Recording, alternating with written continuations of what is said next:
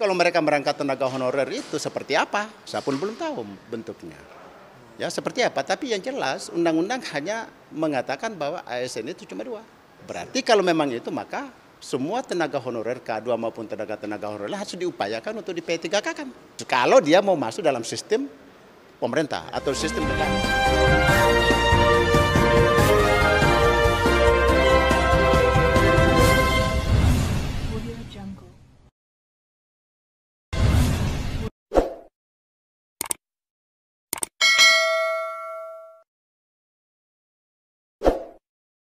Tidak sedikit tenaga honorer yang belum juga menjadi pegawai ASN berstatus PNS atau PPPK, meski telah mengabdi bertahun-tahun.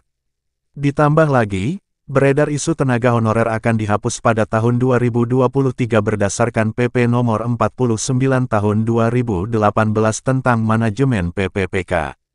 Tenaga honorer tentu berharap untuk diangkat menjadi pegawai PNS. Adapun terkait pengangkatan ini, rupanya telah dibahas melalui RUU ASN.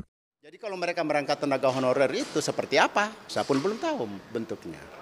Ya seperti apa, tapi yang jelas undang-undang hanya mengatakan bahwa ASN itu cuma dua. Berarti kalau memang itu maka semua tenaga honorer K2 maupun tenaga-tenaga honorer harus diupayakan untuk di P3K kan. Kalau dia mau masuk dalam sistem pemerintah atau sistem negara. Rancangan undang-undang ini hadir sebagai perubahan UU No. 5 tahun 2014 tentang ASN.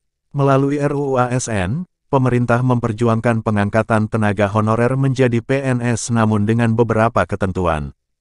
Perlu diketahui, RUU ASN merupakan salah satu dari 39 rancangan undang-undang yang telah masuk ke dalam daftar RUU Prolegnas Prioritas tahun 2023.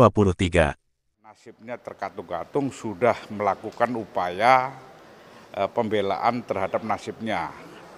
Ini kan terpotong oleh undang-undang ASN yang belum memungkinkan. Dijelaskan bahwa yang bisa diangkat menjadi PNS secara langsung tanpa tes bukan hanya tenaga honorer saja. Tenaga kontrak, pegawai tetap non-PNS, dan pegawai tidak tetap atau PTT juga diberi kesempatan yang sama. Merujuk pasal 131A RUU ASN, tenaga honorer, tenaga kontrak, pegawai tetap non-PNS, dan pegawai tidak tetap atau PTT yang dapat diangkat menjadi PNS secara langsung adalah 1. Pegawai yang bekerja terus-menerus dan diangkat berdasarkan SK yang dikeluarkan sampai tanggal 15 Januari tahun 2014. 2. Pegawai yang belum mencapai batas usia pensiun sesuai pasal 90 di UU ASN. Pengangkatan tenaga honorer, tenaga kontrak, pegawai tetap non-PNS, dan PPT menjadi pegawai PNS dilakukan secara langsung tanpa tes.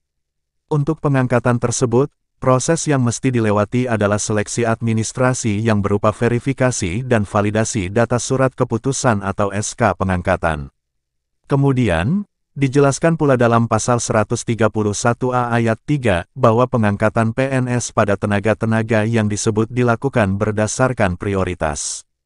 Pengangkatan PNS akan memprioritaskan tenaga honorer, tenaga kontrak, pegawai tetap non-PNS, dan PTT yang memiliki masa kerja paling lama. Selain itu, tenaga yang diangkat menjadi PNS juga diprioritaskan bagi yang bekerja di bidang fungsional, administratif, hingga pelayanan publik. Adapun bidang tersebut antara lain bidang kesehatan, pendidikan, penelitian, dan pertanian. Tenaga honorer, tenaga kontrak, pegawai tetap non-PNS, dan pegawai tidak tetap atau PTT yang akan diangkat menjadi PNS juga akan dipertimbangkan masa kerjanya, gaji, ijazah pendidikan terakhir, hingga tunjangan yang telah diperoleh sebelumnya. Proses pengangkatan akan dilakukan langsung oleh pemerintah pusat.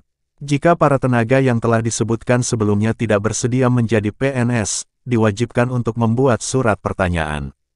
Isi dari surat pernyataan yang dimaksud dapat berupa pernyataan ketidaksediaan untuk diangkat menjadi pegawai PNS.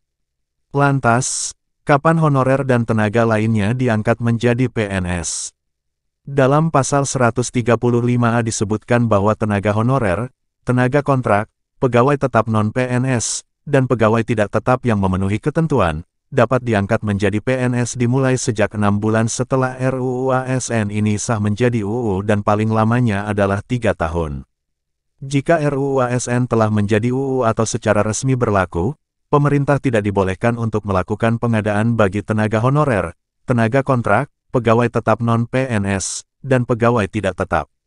Demikian isi beberapa pasal dalam RUU ASN yang menyoroti tenaga honorer, tenaga kontrak, pegawai tetap non-PNS, dan pegawai tidak tetap.